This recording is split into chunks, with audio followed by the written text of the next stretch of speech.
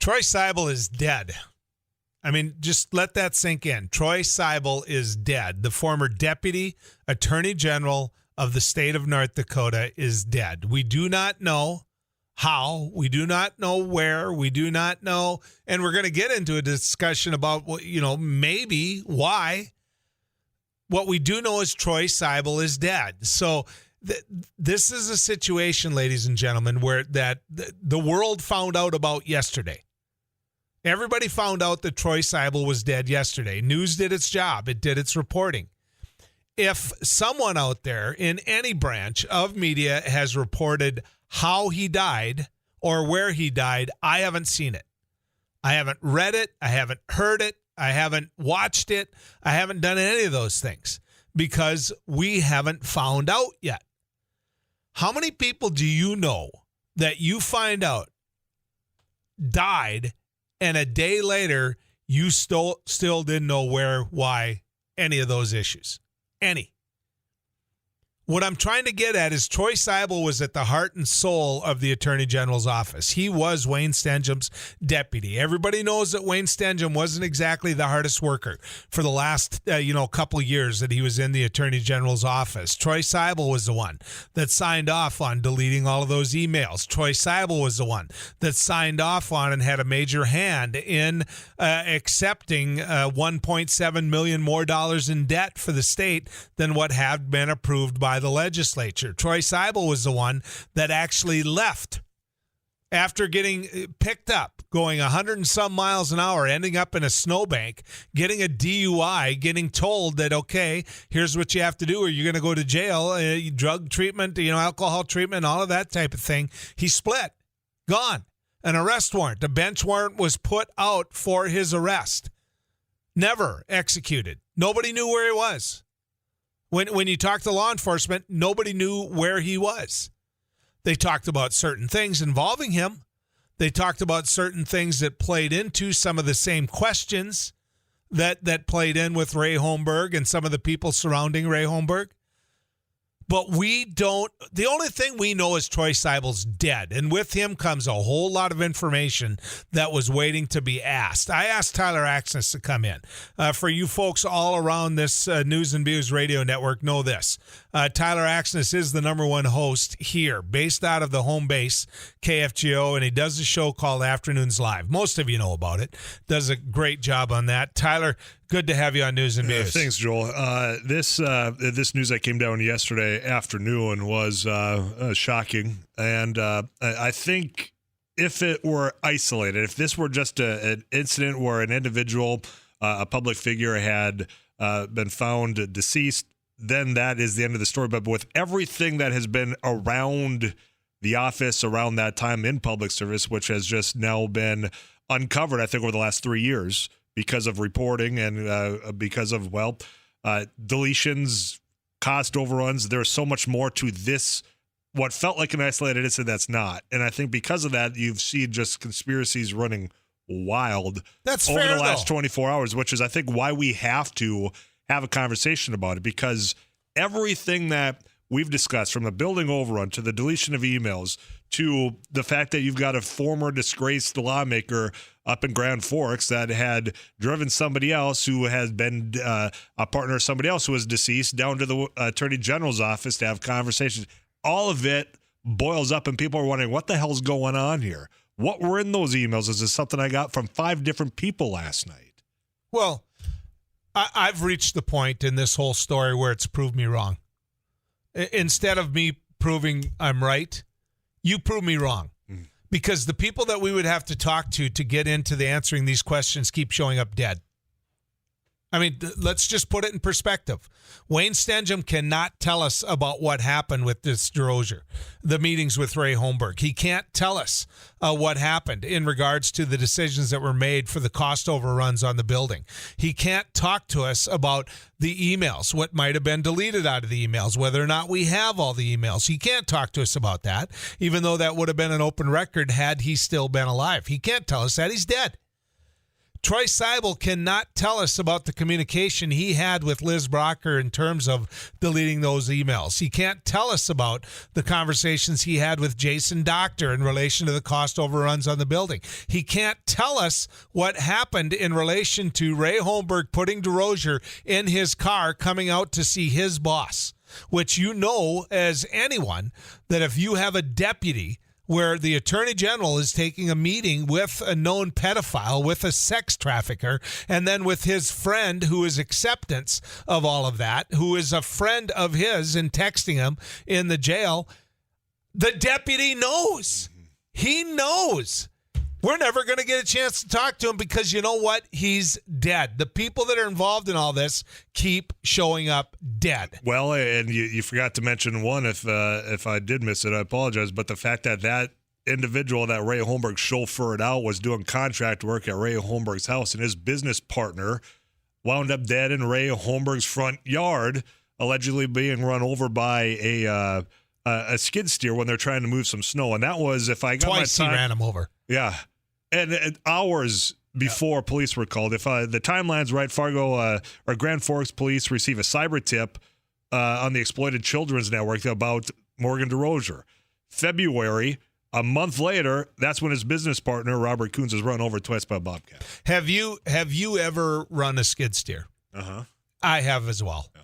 Have you ever, once you were in trouble with the skid steer, ever once not put your hands off the levers? Oh. It's that simple. You stop. Yeah. It's very, very easy to stop. He ran over him twice. Yeah, you don't back up or go forward. No, you're in trouble. I mean, you're in absolute trouble. When you broke down exactly who could be talking about a variety of things that the public should know, because the public dollars and the public trust have been impacted by all of it, whether it's trips to Prague or your taxpayer dollars going in a cost overrun in a building, or your public property that was destroyed because there was a deputy attorney general, there was the front office individual in this Brocker that had those public documents destroyed. You've got two people left that could be talking. You've got Liz Brocker, you've got Ray Holmberg. Yeah. And there's Liz Brocker, we find out now, is past the statute of limitations in the state of North Dakota to be forced to say anything, to have anything charged, brought upon her. Be prosecuted, be any of that. Ray Holmberg pled guilty to traveling to Prague to rape children, and Ray Holmberg still doesn't have his sentencing hearing set yet. He isn't sitting scheduled in jail right now. You know what the first call that I got was? And this falls in line with the conspiracy theory, right? That when people found out Troy Seibel was dead, instantly I started getting calls, where's Ray Holmberg? I got that. I have absolutely no doubt Ray Holmberg didn't pull a trigger on Troy Seibel, didn't inject. I mean, I have no doubt that is not the case, but the fact that the public is asking it makes you get to the point of we deserve answers. And I think the only place we're ever going to get answers is from the U.S. Attorney's Office. And we, after Ray Holmberg now has pled guilty, he's still not sitting in jail, to where my people are calling me saying, where was Ray Holmberg?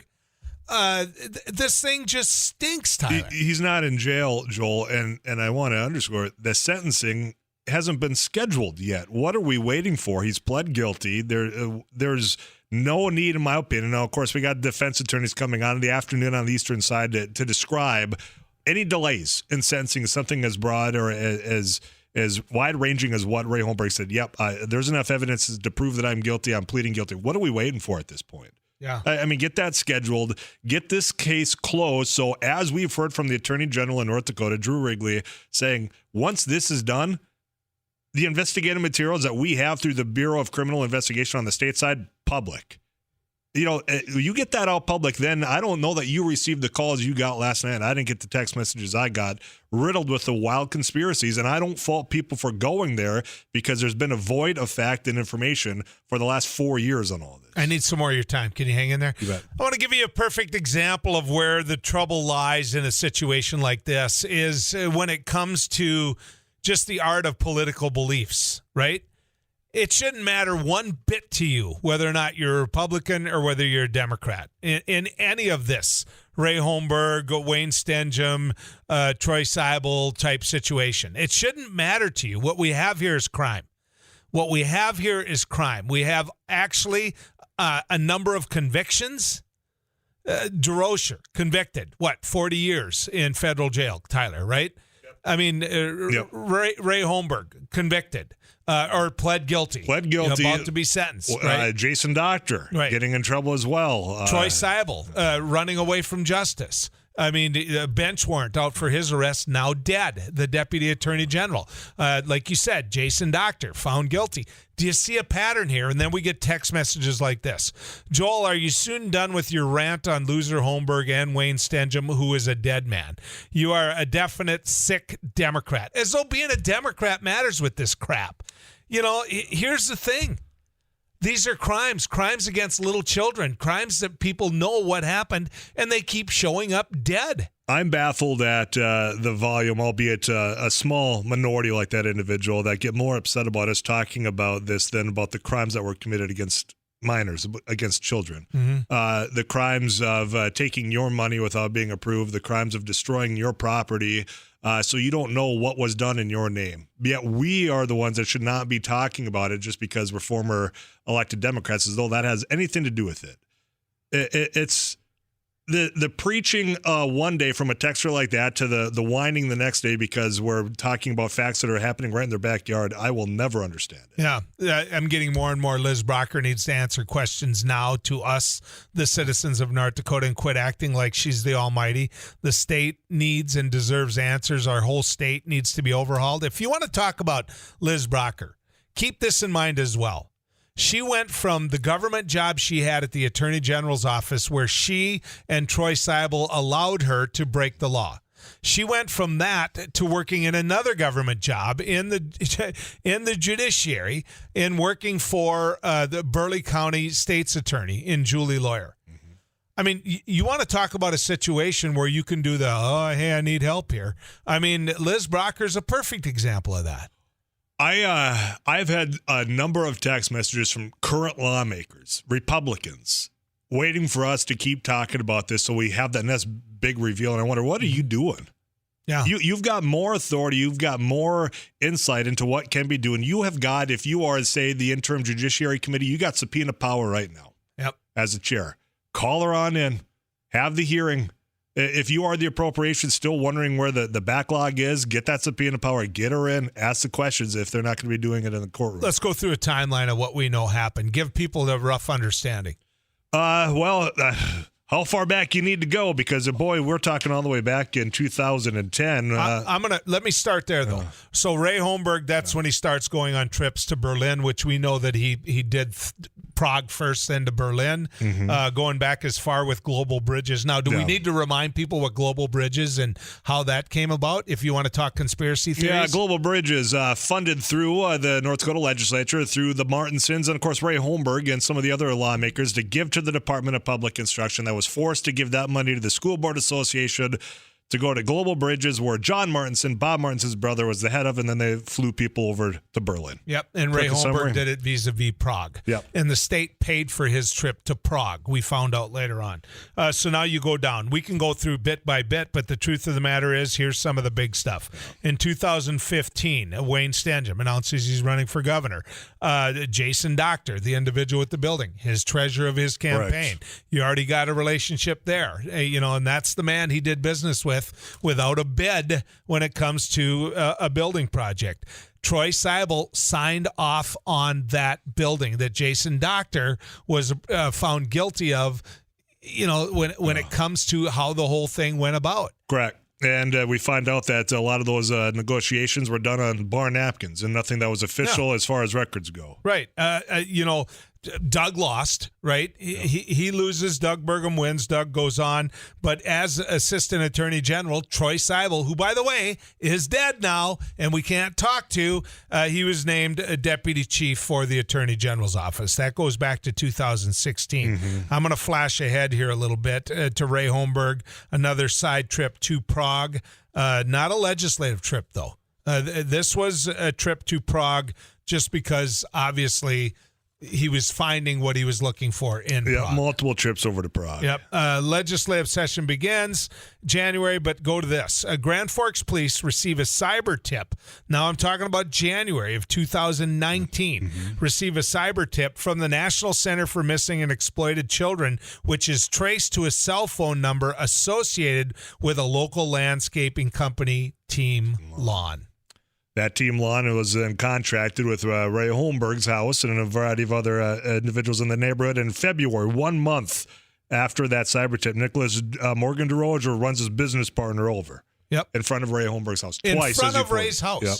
Yeah, I mean, twice he runs him over. And this is a month after the investigation started.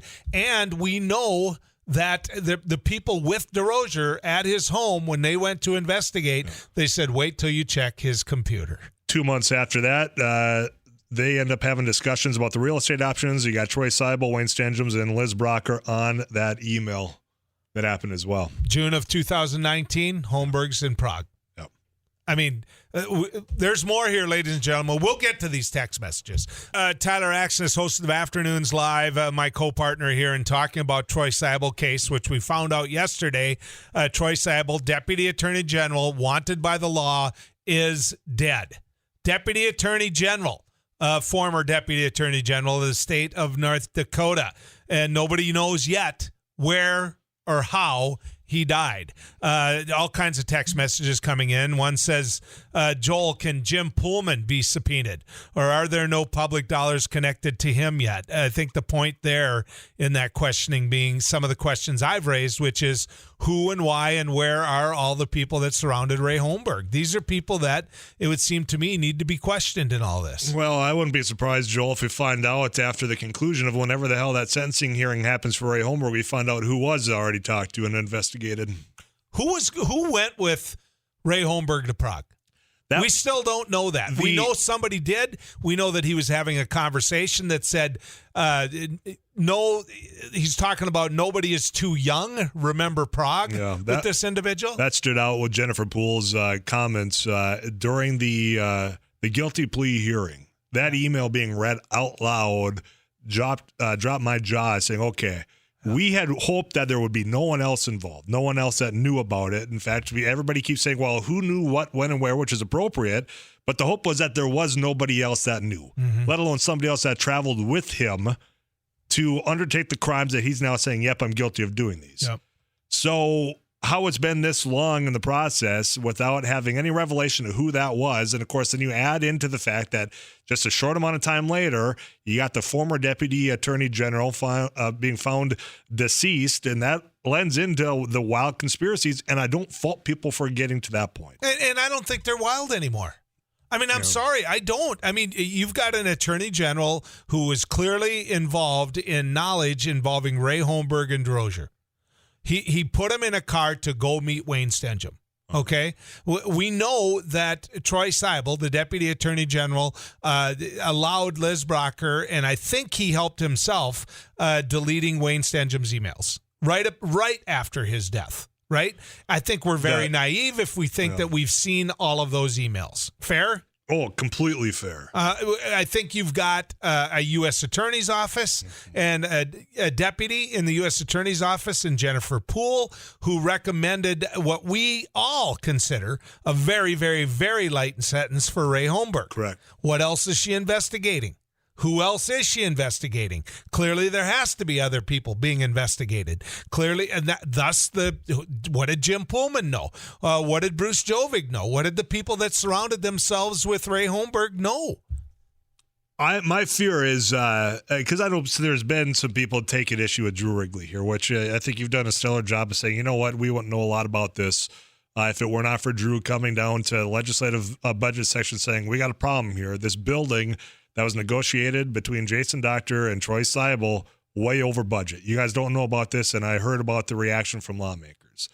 My fears has been a lot overpromising about what we will find out, when we'll find out, because I think there are some of the things that Drew Wrigley has said, yep, this will come out, but it's not in his hands, all of it. You just mentioned Jennifer Poole. You mentioned the U.S. Attorney's Office. That's federal case where my fear is those individuals, whoever was the recipient of that email, we won't find out about it unless charges are brought. I hope I'm wrong, Joel. So, okay, let me throw some other things out there because I don't, and the public will never get to talk to Troy Seibel because he's dead. Okay, we're not going to get to talk to Wayne Stenjum because he's dead. Both of which were involved in this whole thing that we call capital punishment. That you can go to KFGO.com and follow along. And believe me, now there's another chapter, and I'm glad we held off on the Holmberg case because we're going to have to talk about that. But there's some common threads here.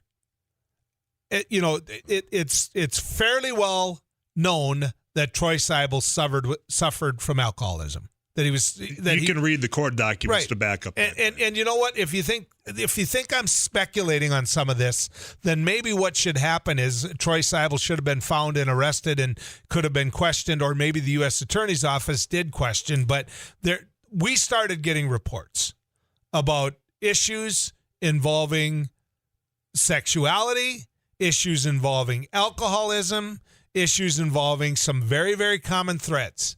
Now, that's a dangerous plank that I just went out on right there. Talk to us. Right. Let us know and quit showing up dead. Those reports, like you say about some of the challenges and struggles that certainly have been documented, because you said we heard the speculation. Well, I mean, there was a reason why there was a bench warrant out, and that was because of some of the violations of law that showed, there was substance abuse that had led to some poor decisions there. You're right in saying, well, then why was he allowed to just not be questioned? Why did Morton County not go a little bit more stern? Because there was repeat offenses on this. That leads into this whole, there's sweetheart deals where they're taking it easy on certain individuals because they were in highly elected offices, whether it's from Ray Holmberg through the Attorney General's office. And this just adds to that vibe out there that if it's those individuals that know somebody, they're getting away with things like a sentencing that's a federal case that seems weaker than what a lot of people want in 3 years of Ray Holmberg, for example. You know, this email, this text message, Drew Wrigley knows more about Seibel's death than just he's dead. And nobody in law enforcement would have taken it to the media without finding out something more than just he's no longer alive. Drew Wrigley was approached by the media upon tips that he was dead. Let's put that in perspective. That being said, Drew Wrigley knew he was dead when he was approached by media. We can talk about whether we were first, second, third. I don't give a crap about that. I just know that print media, broadcast media, all of this different media has gotten the same word out, which is he's dead, and we don't know how or why or where. Yeah. And that information is going to be it shouldn't take long to come forward, but I fear that, much like when we found out that Wayne Stenjum had passed, there was a long time of a lot of misinformation of what had in fact happened there. I've thought, both of us as former state senators, I've thought of this, that money went out from the state of North Dakota for all this. I'm sorry, but it did. Money went out for the building. Money went out for something that wasn't even put to bids. Money went out to a legislator who later was found guilty. Money went out for the travel for, Ray Holmberg. We don't know who money went out to for the other travel partner when it comes to this stuff, but money went out. Now, as former legislators, I would call upon a hearing into what the hell happened, similar to what you'd see in the halls of Congress. We're going to subpoena you. We're going to put you in front of us. I want to know. Now, the subpoena power, I understand. We're on different grounds there. But I would want to know. The problem is, Tyler, there's getting to be less and less people to ask. There's less and less people to ask. And unfortunately, I'm hearing from more and more lawmakers that are chairs of these committees that want to just defer some of this and kick the can down the road and say, well, there's not really anything here. I mean, there is the Legislative and Fiscal and Audit Review Committee that when it came to some of the investigative stuff, when you got the Montana report coming in, I heard from Austin Schauer more upset about what the report said than the findings in the report. Right. And if that's the attitude of these lawmakers, you're never going to have that here. Yeah, and quit pounding it. Quit talking about it. Yeah. That's what you and I hear all the time. Why do you keep bringing this up? Here's why we keep bringing it up. The Deputy Attorney General of the state of North Dakota, who is wanted by the law for an arrest, is dead. The Deputy Attorney General of the state of North Dakota, who is working with Wayne Stenjum, who I might add, upon finding dead, never had an autopsy. Never had an autopsy. We don't know for sure from a coroner's office why Wayne Stenjum died. Right. And so we still don't know now, after finding Troy Seibel's dead yesterday, how and why he died. I mean, this is 101 level. Well, and this slow walk of information, this void of just having the facts out there, lends to the conversations that we're seeing in the text club at 35270. It's why you were getting calls. I was getting texts. You got people asking all these things. Like you say, I've said that they're wild. You don't think they're wild. It's because people aren't getting the facts out there in a time that makes sense. That if this were anyone else in the Fargo, Moorhead, Williston, Bismarck, Grafton, wherever you're listening, that information comes dang near with the announcement that someone has passed. Yep.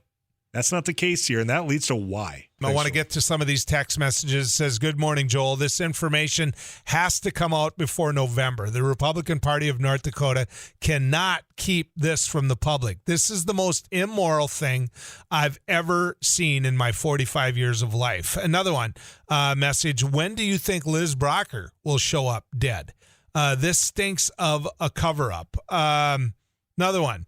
Keep on this, Team KFGO. Great reporting. We will keep on it. We will. And thank God for the other media that continues on this as well. Another message. Wrigley continues to slow walk the investigation. It's really obvious, KFGO. The only reason KFGO ignores the slow walk is to keep Wrigley as an occasional happy guest. That's not true. That is not true. In fact, we have put pressure on Drew Wrigley. He has responded to that pressure. He has answered at times. That's just not true. But you can go ahead and believe it if you want. That's your choice. Another one. Just speculating, this individual says. Is there an international crime ring involving, and he wasn't found because he was in a witness protection program? And could that be why Ray Holmberg is still not sentenced and such a limited recommendation? That's what I'm getting at. I'm going to assume that text message is wrong. I'm going to. But at some point, the public's going to say, what's wrong? We don't know. We don't know if this was some level of a crime ring. We don't know whether or not, there should have been an autopsy on Wayne Stenjum, okay? There should have been a conversation. What are you going to do, ladies and gentlemen, if you find out this? Okay. And I don't know the position of the U.S. Attorney's Office. I know that I completely disagree with their recommendation of a sentencing on Ray Holmberg, but I want to say this. What are you going to think when you find out, if you do, that Wayne Stenjum lied to investigators? That Wayne Stenjum, when it came to the Holmberg case, when it came to the building, when it came to any of this, that he lied to the people investigating? I mean, what if you find that out? Are you going to believe then that there's some level of a cover-up? Are you going to believe then that really all these little pieces in this house of cards, this Seibel, Stenjum, Holmberg, DeRozier, do you want me to name more and more names that were involved in all of this? And here we sit again. I will guarantee you the message after message after message I'm getting here from people saying, keep on it, keep after it. The one thing I can promise you today is we're not going to get to interview Troy Seibel.